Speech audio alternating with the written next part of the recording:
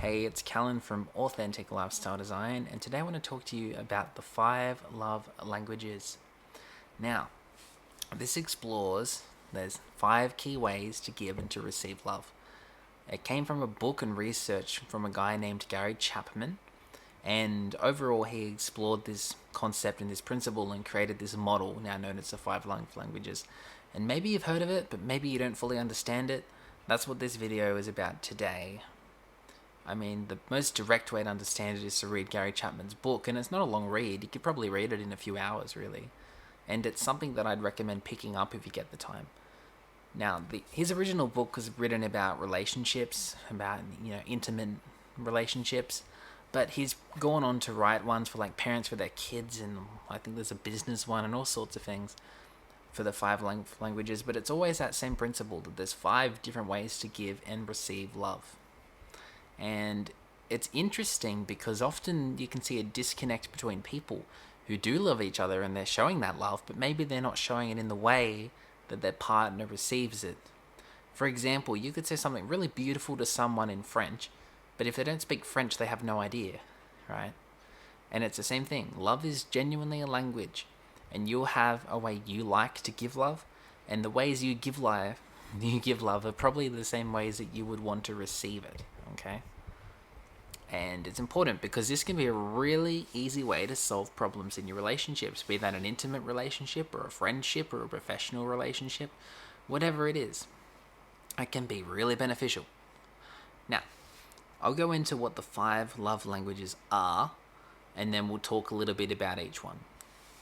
The first one is words of affirmation. This is saying something nice about someone. So, for example, telling someone they look nice, they look beautiful, that you respect them, that you're proud of them, that you enjoy being their friend, whatever it is, whatever the scenario, saying nice things about someone, right? That's one of the love languages. And you'll notice because these people will give love in that way. They'll say nice things about you, right? And if you speak that language, it'll really hit you and you'll really feel good. And if not, not so much. So that's the first one. The second one is quality time. So this is spending time with someone, but it's not just sitting down watching the TV. It's not just doing shallow things. It's not just coexisting. No, it's deliberate quality time with another person, right? And that person will express love to you through that means, through quality time with them. And if you want them to, love you in that way, then that's what you give them. You give them quality time with you. That's what they like. So quality time is the second one. And that happens to be my love language. That's probably by far my primary love language. The next one is physical touch. And this doesn't just have to be intimacy. This can be anything. This can be holding someone's hand or giving them a hug or a pat on the back. It can be tiny little things, right?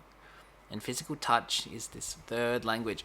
And you'll notice that with people that are very touchy, they're very feely, they're always hugging people, and they're always showing love in that way, right? And if you do that to them, they'll really receive that well. They'll really enjoy that. And that's physical touch, right? That's my second love language. Because when you learn this, and there's a quiz you can do online, like what's my love language or whatever it's called, which I can probably link to in the description, and you can actually go and figure out what's your own love language. So the third one is physical touch. The fourth one is acts of service. So this is doing something nice for someone. So your way to give or receive love is by doing something for somebody else. Maybe you help them to run an errand. Maybe you solve a problem for them. Maybe you help them with something. Maybe you go do their shopping for them. Whatever it is. They feel loved when you're doing something nice for them, whatever that is. And then the fifth one is receiving gifts. So this is when someone gives you something material. This is when you feel love. So for example, someone gives you flowers, or someone buys you some chocolates, or someone thinks of you when they're traveling and they bring back a souvenir or whatever that is. And that is the final of the 5 love languages. And everyone generally has one or two of these that are their primary love languages. So I'll give you an example because I know what mine are. My first one is quality time. The way to my heart is through quality time, if anyone ever wants to know. Spending time with someone. That for me is the most valuable. I love to spend time with people, especially in the flesh, not just on a screen. That's really important for me. My second one is physical touch. I love physical touch. I'm not the most touchy person ever, but physical touch is something I really like. And if I'm open to someone, there's definitely physical touch. I'll give them hugs and all the rest of it. Physical touch is cool. So that's my second love language. My third one is probably words of affirmation. When someone says something nice about me, that'd be my third one. And whilst I like that, it's not like the other two. Like, it's nice and it makes me feel good. They all do. All five of these will make you feel good. But not as much as quality time or physical touch. And the fourth one for me is acts of service. So if something does something for me, I feel love, but not as much love as the other three. And then the fifth one for me is receiving gifts. And sure, I feel love here, but it's not much, to be honest. This is not the way to my heart. Giving me stuff is not the way to my heart. This is by far my least prominent love language. So then you look at what are yours? What are your love languages? And you can explore that. And you can do that by taking the quiz or whatever means. And you look into it. How do you give? And how do you receive love? And this is useful because you might be showing, say someone's love language is acts of service and yours is physical touch. So you're always touchy, you're always loving them, and you're always doing it in that way. Say it's your girlfriend, you're always making love, you're always giving her a hug, you like holding her hand in the morning, giving a kiss before she goes to work, whenever it is, and that in your mind is giving her love. But in her mind, she might feel unloved because her love language is acts of service. And maybe you're not doing anything for her, or you're not doing much for her, and you haven't realized that that's her love language and that's what she wants and that's what she needs from you in order for her to feel loved, right? And the same with her. Maybe she's doing a bunch of really nice things for you and you appreciate that, but there's no physical intimacy, or she's not touching you enough. She's not showing love in that way. For you, that could be a problem. So what do? You go find someone that knows the 5 love languages, or you learn it, and then all of a sudden you can speak each other's language. So all of a sudden, okay, she's quality time and I'm physical touch. You talk about that, and all of a sudden you can do things for her. Acts of service. So all of a sudden you can go do nice things for her and do help her. Take her to pick a car up or whatever else it is. And understand that that's her primary means of feeling love. So you do that for her. Then her for you, she realizes yours is physical touch. So even though that's not her love language, she can escalate the physical touch between you two. And therefore that'll make you feel more love. Now, guess what? This is going to make sense. In order for a relationship to work the best, of any kind, be that professional, intimate, or whatever, it works when two people have the same primary love language. So if your love language is quality time, it would be awesome for you to date or be friends with or whatever with people whose love language is also quality time. That'll make it easy because you won't have to think about it. It'll just come naturally. And if your primary love language isn't the same, maybe your secondary love language is the same. Like, mine's quality time. So if I was going to get in a relationship, I'd like to find someone whose primary love language is quality time. Then my second one's physical touch. So it'd be good for me to find someone whose secondary love language is physical touch.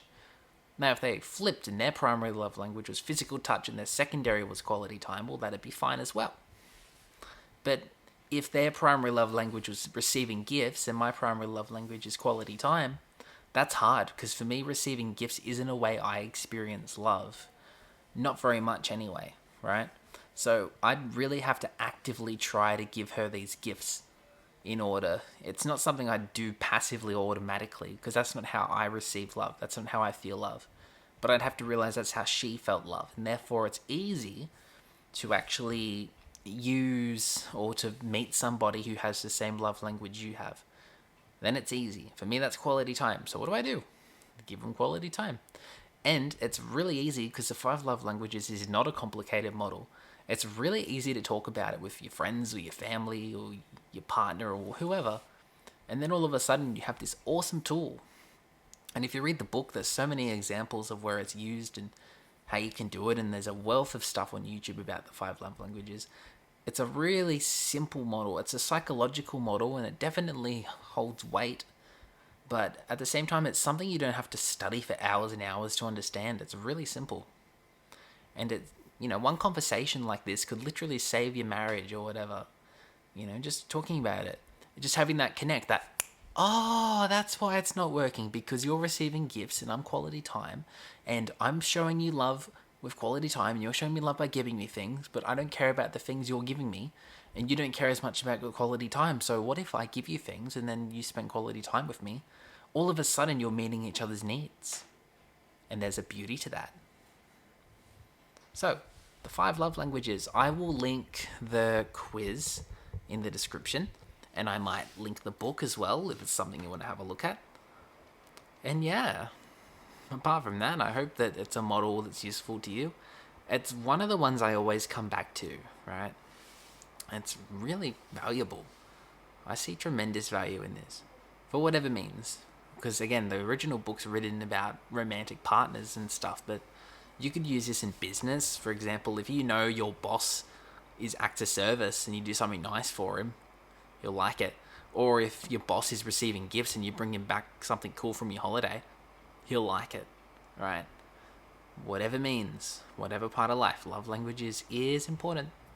And if you learn it, I don't know, it might help. It's helped me in my life, especially with lots of things. It's really shown me really quickly who to spend my time with and who not to. Because maybe someone's awesome and they're like an amazing person, but if their love language is different than yours, you just might not like hanging out with them as much. You just could not. Interesting thing to think about. So, if you gained value from this video, give it a like, comment, subscribe to the channel, and share it. Because I want this stuff to go all over the internet, and I want to build this brand to help you design the optimal life. And giving you tools such as the 5 languages and many other tools I'm going to give you, they're all going to be little stepping stones. Remember, there's 5. There's time, money, relationships, health, purpose, and environment. There's 6. And those 6 pillars are going to allow you to build a kick-ass, amazing life. So this one today, we're talking about relationships, and we'll go into all of them. But yeah, I hope you gain value from this and enjoy the rest of your day. Make it productive. Do amazing things. Don't sink all your life into the YouTube rabbit hole. Go make cool stuff happen.